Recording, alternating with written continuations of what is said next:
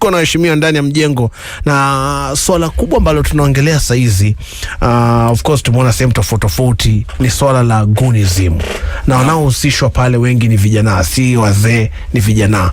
Mnafikiri kitu gani kinafanyika? Kabisa. Yeah. Asante. Najua kuna msemo wa vijana wanasema sasa, kuna wimbo inasema bag ni ya nini?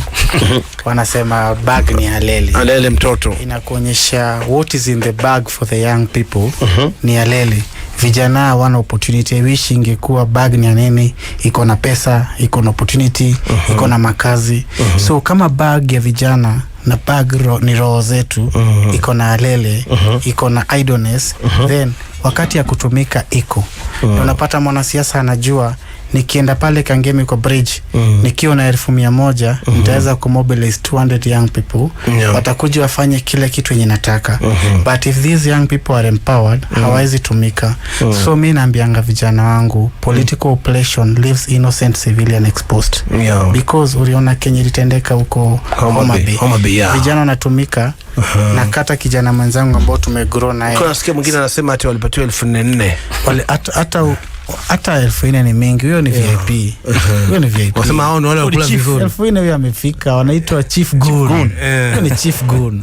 Vijana wanapatiwa hata 500, hata 1,000 waende wakaumize mwingine.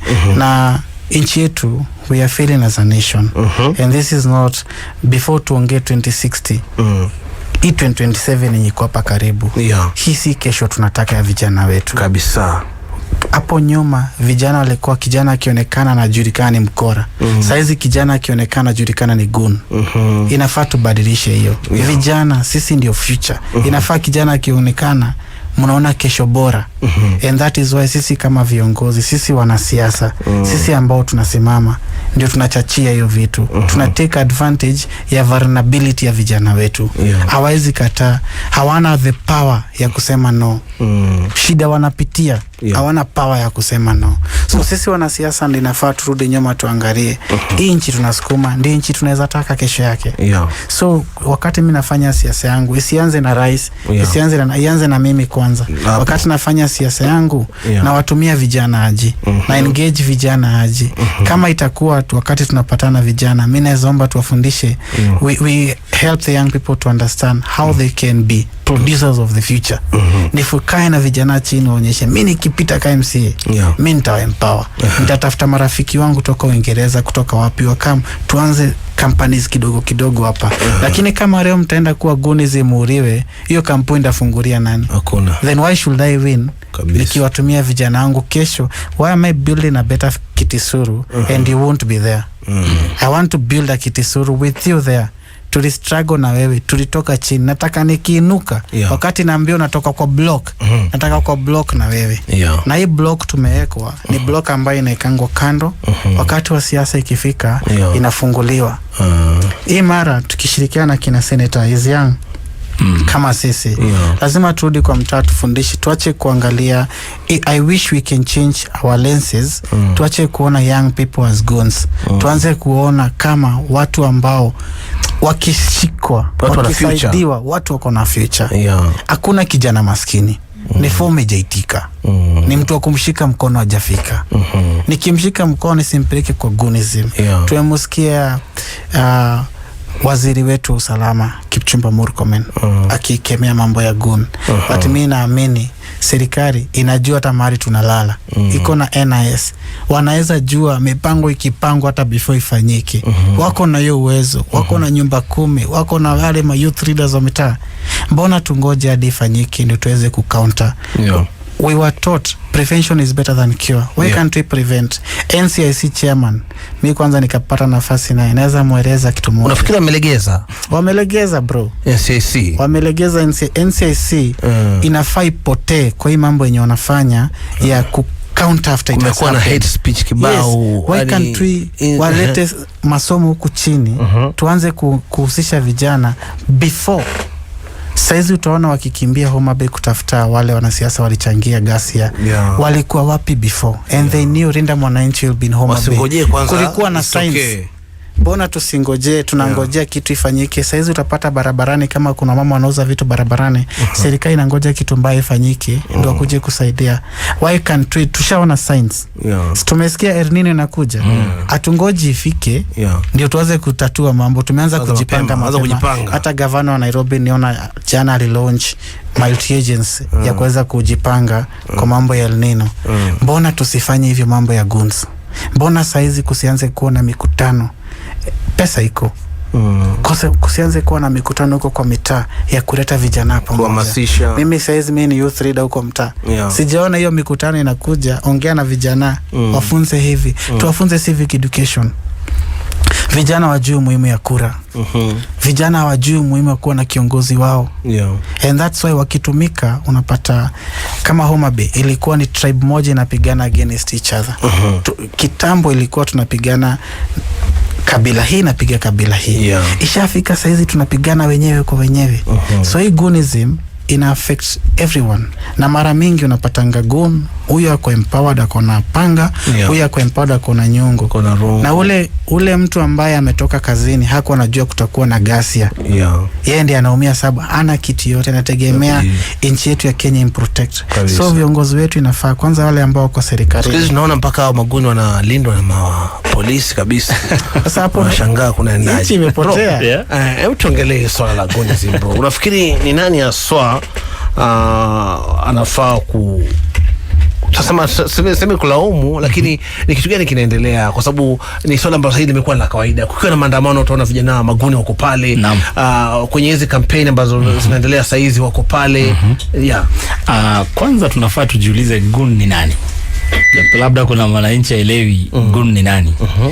Gun ni kijana mwenye hana kazi, anayetumika na mwanasiasa kuleta ghasia ama kuchunga mkutano ghasia isiwe. So kuna gun wa pande mbili. Kuna gun wenye wanafanya mkutano uendelee, ndio wale guns wengine wasije. Na hii conversation ya gun tunafaa tuifanye na kitu inaitwa honesty kama sisi wanasiasa. Whether uko mrengo wa DCP, whether uko mrengo wa serikali, whether uko mrengo wa UDA, whether uko mrengo wa Safina, whether uko mrengo upi wa Linda, tunafaa tukae chini kama sisi wanasiasa. Sisi ndio tunalipa wale vijana. Tusidanganyane. Sisi ndio tunawafacilitate. Kama nimesikia kuna wengine walitoka Nairobi, wameenda hadi Homa Bay. Melipo kuleta vurugu kule. Umesafirishwa. Umetoka Nairobi umesafirishwa. Umeenda kusumbua watu wa Homa Bay. Kuna watu wengine pia wa kule Homa Bay wenye wamelipwa ili mkutano usiendelee.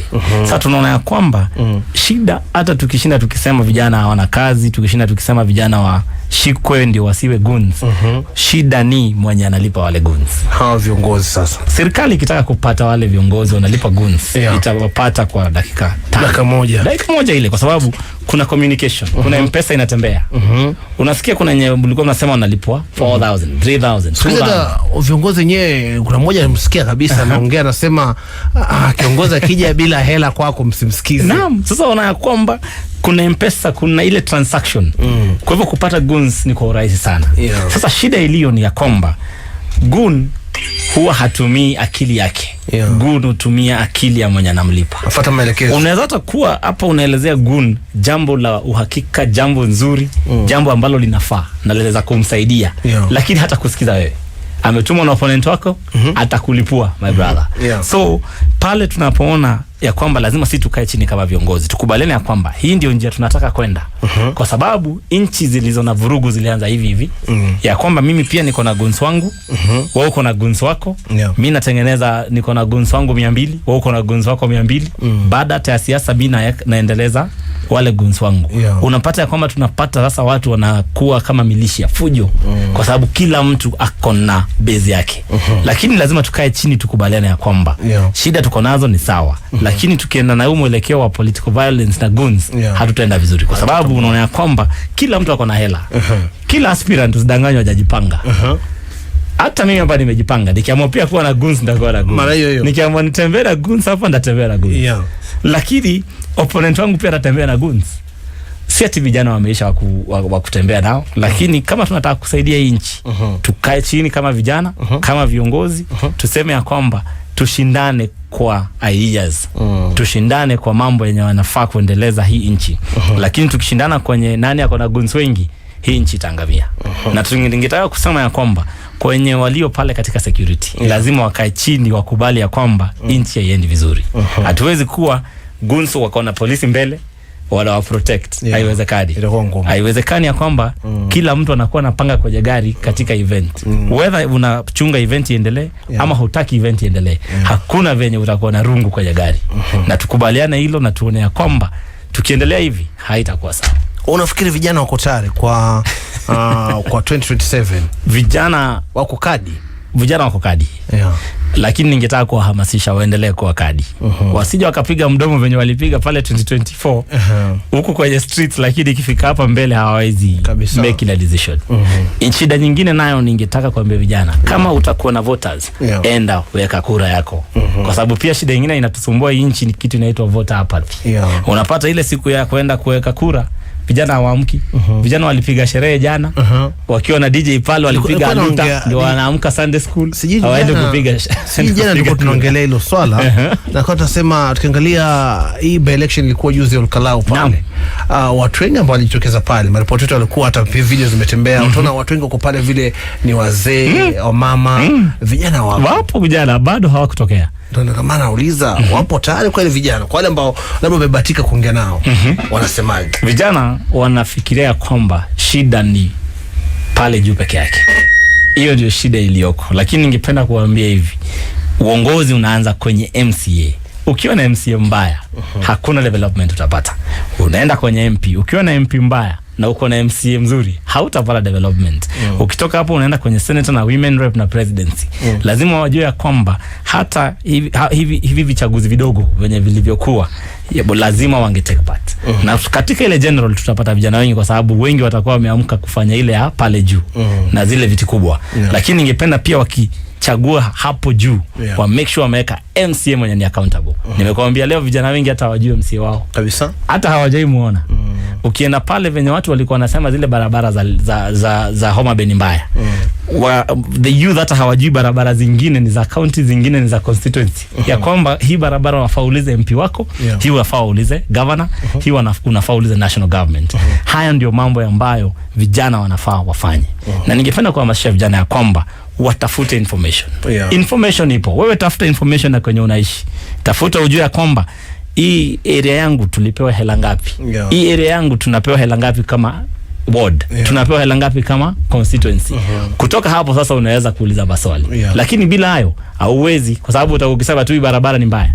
Hapa hatuna maji, hatuna lami, lakini hakuna mtu accountable pale. Na ningetaka pia kuambia vijana hivi, kitu kinachoitwa civic education haitaletwa kwa mlango. Hakuna mtu anataka upate information. Utafute mwenyewe. Hakuna mtu anataka ujue chenye ujui. Na ni cha muhimu ujue chenye ujui. Naam. Twende kwa Sean, MCA mtarajiwa, right? Umemsikia, ni kiongozi, ni mtu ambaye watu wanamfagilia, role model wa watu wengi, watu wanamfuatilia. Niko naambia mwenzangu hapa, wengine tumezaliwa tumempata akiwa kwenye iko kiti mpaka leo. Now, kimsikia mtu kama anasema kazi ya vijana ni kulinda nchi, inasikitisha sana. Kwanza tunashare jina Francis. Ni somo yako. Ametuangusha sana sababu mimi ni Sean Francis, yeye ni Francis Atuli. Wakati kiongozi kama huyo na maneno yake kuna uzito katika nchi yetu ya Kenya, wakati anaamka kusema kazi ya vijana ni kwenda polisi, kwenda jeshi, walinde nchi.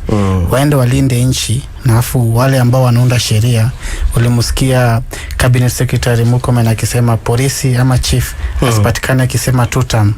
So wakati vijana wote tutapelekwa katika jeshi na polisi, tutakuja tena tuelezwa na viongozi wabaya ya kwamba hatuna haki ya kuongea.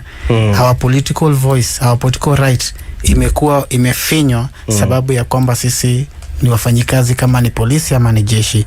So mimi nataka kueleza kina Francis Watwori na hao viongozi wote ambao walikuwa wanafikiria vijana waziamka.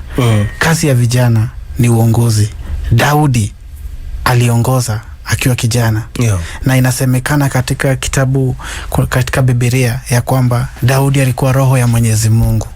Hata akiwa mdogo alikuwa anampendeza Mwenyezi Mungu, sababu alikuwa anamuuliza kila wakati mahali anaenda.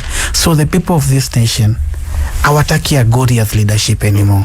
They want a David leadership. Wanataka uongozi ambaye haitachukua nguvu kwa wananchi, bali itarudisha nguvu kwa wananchi. Saizi sisi tunaitwa waheshimiwa, lakini sio sisi waheshimiwa. Ni wale ambao wametuheshimu ndio tukafanya waheshimiwa. So itakuwa nguvu sana wakati tutaweza kurudisha the same respect tumepatiwa na wale watu, tuweze kurudisha the same honor. So sisi kama vijana tuna understand hivyo, na wanaogopa sana, ndio maana wanataka kutupotosha. Lakini the funniest thing, hapo kitambo tulikuwa tunawasikiza wahenga na misemo ya wahenga. Saizi tunasikiza wagenge, na ndio wanatuambia the time is now. Na hakuna conversation ya youth bila sisi youth. Hakuna kitu yetu inaweza ongelewa bila sisi vijana kuwa kwa hiyo meza. Tutaweza kuleta vijana wenzetu, tutafundishana, tutaokotana, tutaitana, tutafunzana, na tuta make sure tumeonyesha ya kwamba wakati wa vijana katika uongozi ni sasa.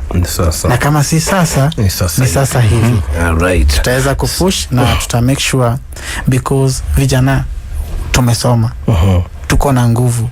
Tunajua what is right, what is wrong. Na kama hatujui, tutasema kama Solomoni, Mwenyezi Mungu, umetupatia nafasi ya kuongoza watu wetu. Tupatie hekima ya kuweza kujua when to go and when to come in. So kama kuna kitu tujui, Mwenyezi Mungu na wale wazee ambao wako na hekima nao watatuongoza. Lakini hatutakubali ya kwamba tena tuweze kuambia ati mimi MCA, sababu kiti kama MCA mzee akisimama kesho yake anatamani kuwa MP ama governor. Wazee wanakimbia retirement. Kwa hivyo MCA it's a visionary seat.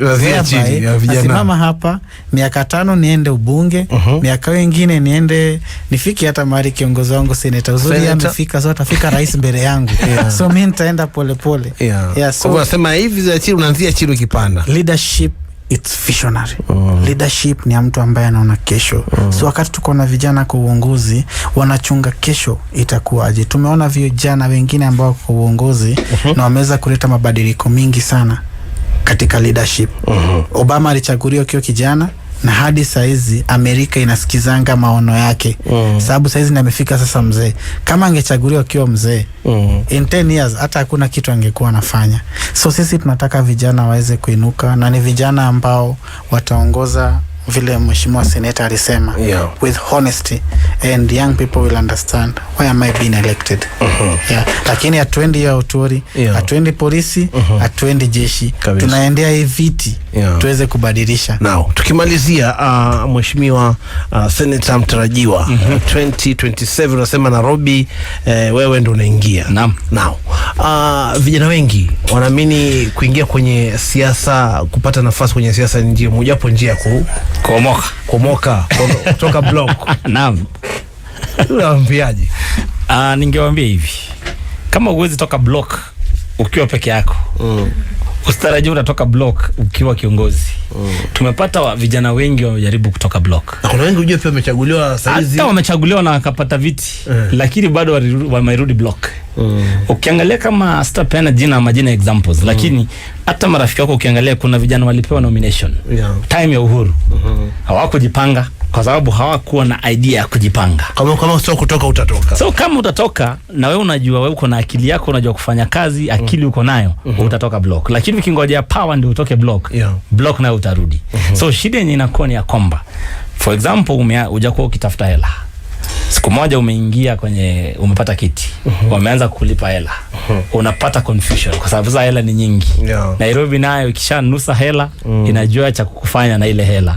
Unabadilisha maisha, unahama, unafanya kila kitu, marafiki unabadilisha. Na ningependa kuambia vijana wenye watakao shinda viti, kwanza usibadilishe marafiki. Marafiki wenye umekuwa nao base, tafadhali shikilia hao, kwa sababu ile siku utaanza kuja chini, kwa sababu siasa leo uko nayo, kesho hauna kabisa. Make sure umeshikilia wale marafiki. Wale vijana wenye walipata viti, wengi wenye lose baadaye, saizi wako na kitu inaitwa depression, kwa sababu unapata ya kwamba ulibadilisha, haukufanyia watu kazi, number 1, kwa hivyo watu hawakupendi. Number 2, ulibadilisha marafiki ukidhani utatengeneza. Sasa saa hii hauna power, hauna kiti, hauna marafiki tena, hauna marafiki. So ningependa kuambia hivi, ukishinda kitu ukiwa kijana, usibadili kaa na wale marafiki wako wakusaidie kutengeneza area yako. Hii Kenya tutakuwa kwa muda mrefu. Ukipata kiti kama mimi niko 32 years. Nikipata kiti nikiwa 32 years, inamaanisha kwamba niko na muda mwingine kama 50 years, 60 years ya kuishi nchi. Hakuna venye nitafunga block. So utapiga paka 80 mweshi. Naam, lazima nifike 80. Wewe kwani ufike 80? Tuko nini mbala? Kwani wewe ufike 80? Penda vile jamini mweshi. Kunywa maji mengi, piga tizi. Mara hiyo hiyo. Nafurahia kila wakati 80 utafika. Jinsi moto umekuja ukatulia kidogo bro. Na hujatulia moto, hujatulia hata kidogo. Wa majenzi. The issue is moto wa jenzi ulizinyamazishwa kidogo, lakini kwenye ballot tutaona tena. The issue na jenzi nilikuwa tu na mimi kuambia kila wakati na nilisema hapa direction. Direction ilikuwa. Wenye walikuwa mbele pale kwenye ile jenzi wote kisha sasa walichukua separate ways. Unaona kijana kama rafiki yangu Murara yeye alienda Jubilee. Samuel kule kwingine alirudi ODM. Watu walisahau ile njia yenye tulikuwa tupite. Sasa kila mtu ameenda katika kokuni yake. Hiyo ndio shida iliyo katika nchi. Na wewe utakwambia pia shida kubwa ni hela ambayo je, unafikiri kijana yuko tayari kufocus na siasa na achana mambo ya shilingi? Lazima tukubaliane kwanza kama wananchi wa Kenya ya kwamba unapofanya hii siasa ya nchi kuwe bekali, usitarajie ya kwamba kuna mbunge yote atakusaidia. Kwa sababu inaonekana ya kwamba alishakulipa kuchukua ile kura. Akishakulipa lazima arudishe hela yake. So inamaanisha kwamba mimi nikiweka investment ya kwa senator, ile hela nitatumia. Klemo lazima utairudisha. Nikiingia lazima nitairudisha. So nita take time kuirudisha, sita take time kukufanyia development. Hiyo ndio shida ya kwanza. So shida ya pili tunafaa tukubali ya kwamba tuingie katika system yenye ni afadhali ya kwamba wewe ukipata mimi ni senator, unataka nikuwe senator wako. Pia usishinde ukinitisha hela ati ulipigie kura. Kuja uniulize unataka kufanyia nini county ya Nairobi, utanipea kura kwa sababu huo msingi. Lakini siwe ni msingi wa ile hela nakupatia. Na vijana wengi watasimama, lakini hela pia itakuwa shida. Lakini ningependa kuhamasisha kwamba vijana endeleeni sukuma na huo mwendo. Wenye wataingia waingie, wasaidie wenye wataingia. Safari si kila mtu umaliza. Lakini at least tuingie tukiwa wengi, tumalize tukiwa wengi. Kabisa. Naam. Shukran kwa kuja. Sean, tukimalizia maneno yako mwisho kwa mtu ambaye anakusikiza saa hizi na pia sana sana kwa vijana ambao wanasikiza saa hizi. Mambo yako mwisho. Asante. Mimi napatia vijana moral. Naambia wakati wetu ni sasa. Tuungane na we have all it takes to win. Na wakati wa vijana katika uongozi ni saizi. Tumeona dalili, tumeona kila mtu moral yake inaenda towards changing this government, changing the governance. Kama saizi uko kwangu, mimi najua kitu ya moja, najua chama ambayo sitasimama nayo, lakini sijui chama ambayo ndasimama nayo. Lakini yenye sitasimama naye unajua, najua. Nina mafans wangu huko, nina Team Sean Diehards, nina wengine wako huko Team Madocho, vijana wa Kibagare, vijana wa Mwemuto, vijana wa Dam, vijana wa Gitoka, vijana wa Grenami ambao tulipatia kazi ya kina Brian, na wote wanaongea na sauti moja, wanasema Sean, tunakuaminia, lakini kama kiongozi wetu jua kitu ambao hatutaki. So mimi nasikiza wananchi, nasikiza ile mwelekeo wanataka, sauti ya ground. Nasikiza sauti ya ground. Sababu uongozi ni reflecting what your people want. Na hapa mbele tutapatiana mwelekeo. Tutaambia watu wetu tunaenda na njia hii. Lakini mimi singetaka sana uhusiano wangu uwe na watu sababu ya ile chama ambayo nasimama nayo. Nataka uhusiano wangu iwe sababu ya ile shida watu wangu wanataka na zile policies nataka. Saizi Kenya inasherehekea, kuna summit inaendelea KICC, the Kenya Health Summit. Na huko Kitisuru tuna hospitali hata moja. Tuko na ka dispensary kadogo, the whole world ya Kitisuru. So mimi nauliza, why can't we get one of us to air our voice out there, aweze kutufikishia huko, aseme Kitisuru hatuna hospitali. Na hiyo ndio conversation napatia vijana wangu. So my last word is, Mwenyezi Mungu akitujalia, mimi naomba kuwa MC wa Kitisuru Ward in 2027. Ni kiti ambao naitamani, ni kiti ambao nahitaji, na sihitaji power sana, nahitaji kupata nafasi ya kuongoza watu wangu tupate hiyo power. Kila laheri. Asante. All the best. Bwana Devi, Mheshimiwa David. Ongea na watu wako wanakusikia Nairobi, Nairobi wanakusikia saizi. Unaambiaje vijana wanakusikia saizi? Tukimalizia. Mambo ni mawili, Clement. Ningependa kuambia vijana wa Nairobi hivi na wakazi wote wa Nairobi ya kwamba tunahitaji kiongozi anaelewa Nairobi. Tunahitaji kwanza kiongozi mwenye hana mambo mengi. Kwa sababu Nairobi nimekuambia unatembea usiku na mchana. Tunahitaji kijana anaweza tembea usiku, aangalie potholes, aangalie town haina stima, aweze kuelewa shida zilizo Nairobi ni gani. Pia tunahitaji kijana mwenye ambaye hatoki Nairobi, kwa sababu unaona ya kwamba shida ya Nairobi ni local. Nairobi iko na pesa yake, hauhitaji kwenda kutafuta hela, hauhitaji kutafuta plan. Nairobi iko na mainjinia, Nairobi iko na kila mtu, na huu ni mji ambao haufai kuwa watu wanateseka. Tunapoongea kuhusu vitu kama sewerage, Nairobi engineers wote, the best engineers in this country wanaishi Nairobi. So mbona tusiwe na committees hata za wale wenye wamesoma waweze kusaidia huu mji? Mbona wewe unakaa mahali ya kwamba wewe ni engineer unaenda kufanya kazi zingine Baringo, lakini penye unapoishi sewage imetoboka? Unanielewa? So lazima tuhusishe Nairobi na wanaokaa Nairobi. Ya kwamba hata kama kuna cartels, lakini lazima tuhusishe watu wenye walio Nairobi katika shida za Nairobi. Kisha lazima tuhusishe zile zinaitwa the local governments, the MCAs. Ya kwamba kama ni security, area yako ndio iko na shida, ni Kangemi, shughulikia hiyo area yako. Kama ni kazi kwa vijana, to make sure ya kwamba saizi hata hatuna floods, lakini sijaona vijana wakitengeneza area zao. Inamaanisha ya kwamba El Nino kama inakuja, itakapokuja ndio tutaanza kukimbia. Lakini tutaweza, kwa sababu saa hii tunafaa kuwa na vijana permanent. Kila ward inafaa kuwa na vijana kama 50 permanent wanatengeneza shughuli. Na county yaweza lipa. Si tunangoja pale ndio tunaona vijana wamevaa nguo za green army ndio wanatokea. Hiyo haitaweza. Kama ni flooding, maji ya flooding yanatatuliwa wakati kuna floods. Hakuna mwenye utaniambia saa hii ndio unaanza kutafuta kwenye kutakuwa na flooding kisha kukinyesha Klebo haupo upatikani. Niliona juzi hii inaitwa Express kukinyesha. Mchina alikuwa pale wakati kuna flooding. Ile mvua ikiwa ndio akao hapo angalie chenye kinaendelea. Nairobi kukinyesha kila mtu yapotea kwa sababu kuna vijana wamepewa kazi.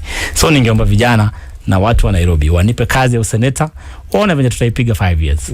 Ikikataa wanirushe nje, ikikubali waniweke ndani. All the best. Na pia tunaweza ongea kwenye Facebook, Instagram, na uko very active kwenye mtandao. Niko very active, najibu pale very fast. Na mimi mwenyewe ndio najibu. Sa Honorable David Mwangi kabisa. Shukrani kwa kuja, na natakia kila laheri nyote David, na pia vile Sean.